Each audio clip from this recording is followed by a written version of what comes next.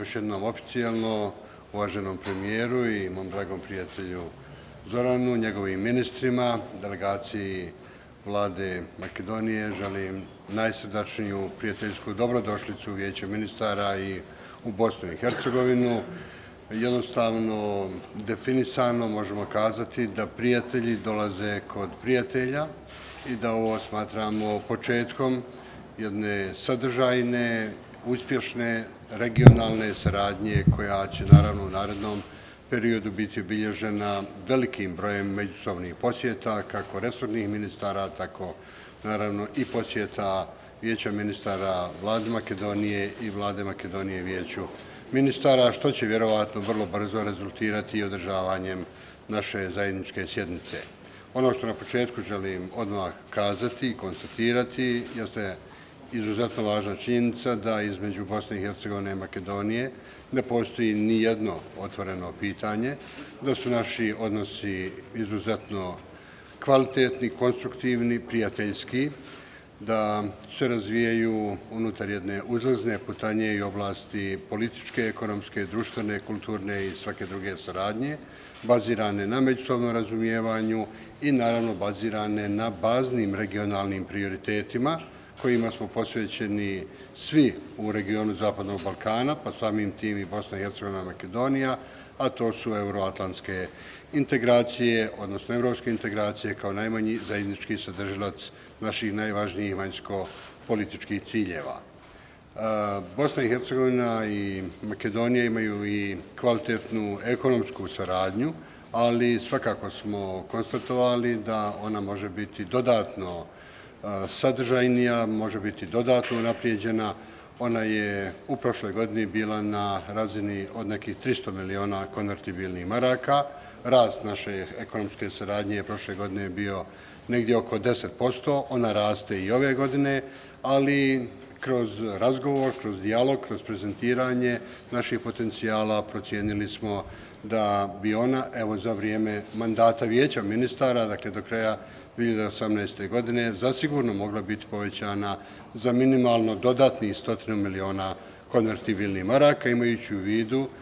naše potencijale, imajući u vidu čitav spektar proizvoda koje možemo razvijeniti između naše dvije države. Ono što nedostaje i ono na čemu ćemo posebno raditi jeste jačanje naše infrastrukturne povezanosti, kako cestovne, tako i svim drugim vrstama prijevoza, a očekujemo da ćemo najvjerovatnije do kraja godine stvoriti uvjete da se uspostavi direktna aviolinija između dva naša glavna grada, što će sigurno dati novi poticaj i privrednicima, dakle kvalitetnijoj saradnji naših biznismena, ali i naravno jačanju naše turističke saradnje i većem broju posjeta naših građana jednoj i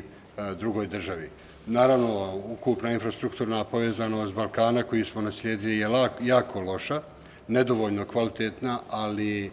naše opredjeljenje jeste da jačamo region u tom smislu, jer kvalitetna infrastruktura će sigurno značajno unaprijediti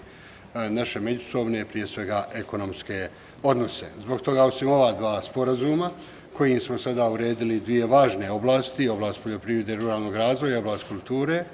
u narednim mjesecima, vjerovatno već u septembru, a svakako do kraja godine, očekujemo i potpisivanje ostalih sporazuma koji će biti vezani za ekonomsku saradnju, koji će biti vezani za saradnju u oblasti turizma, koji će biti vezani za saradnju u oblasti cestovnog i saobraćajnog prevoza, priznavanje dokumenata, dakle sve ono što će olakšati saradnju prije svega našim privrednicima, što će omogućiti prezentaciju naših potencijala i što će dodatno povezati naše dvije države. Ono što posebno želim da podvučem jeste da je dolazak premijera Zajeva na čelo vlade izvanredna poruka kompletnoj regiji i Evropskoj uniji.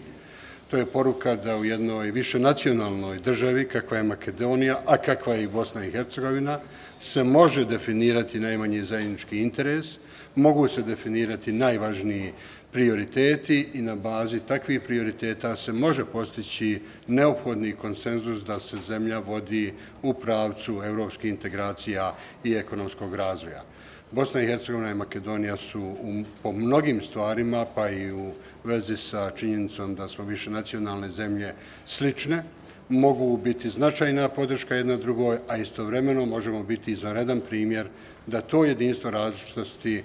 može u potpunosti kvalitetno funkcionirati i može naravno biti dio velikog prostora, funkcionalan dio velikog prostora Evropske unije. Zbog toga će naša saradnja u narednom periodu biti dodatno osnažena, bit će mnogo frekventnija, jer želimo da upravo na toj relaciji između Bosne i Hercegovine i Makedonije pokažemo da više nacionalne zajednice mogu uspješno funkcionirati, da mogu biti kredibilan partner Evropskoj uniji, ali i da mogu na ispravan način valorizirati svoje potencijale i staviti ih u funkciju poboljšanja životnog standarda za naše građane. Zbog toga će uvaženi premijer večeras i dobiti jednu važnu nagradu koju je on zaista zbog jedne vrlo uporne, konzistentne borbe za dobrobit građana Makedonije i za dobru poruku našeg regiona prema svijetu i Evropi u potpunosti i zaslužio. Dakle, ova posjeta nas raduje, ona sada pokazuje našu spremnost na mnogo učestaliju, frekventniju, mnogo kvalitetniju saradnju. Već praktično nekoliko godina nije bilo bilateralnih susreta između ministarstava, između naših država. Mi želimo to u potpunosti na kvalitetan način da promijenimo i upravo današnji sastanci resornih ministara, današnje potpisivanje sporazuma možemo sasvim slobodno smatrati početkom jedne nove, mnogo kvalitetnije, sadržajnije i korisnije saradnje za naše dvije države. Zbog toga nas raduje ova posjeta. Još jednom iskazujem srdačnu dobrodošlicu zaista našim dragim prijateljima koji dolaze u prijateljski raspoloženu državu Bosnu i Hercegovinu i evo sasvim sigurno kako u Bosni i Hercegovini, a vrlo brzo ćemo i mi napraviti uzvratnu posjetu, tako ćemo se družiti i u Makedoniji.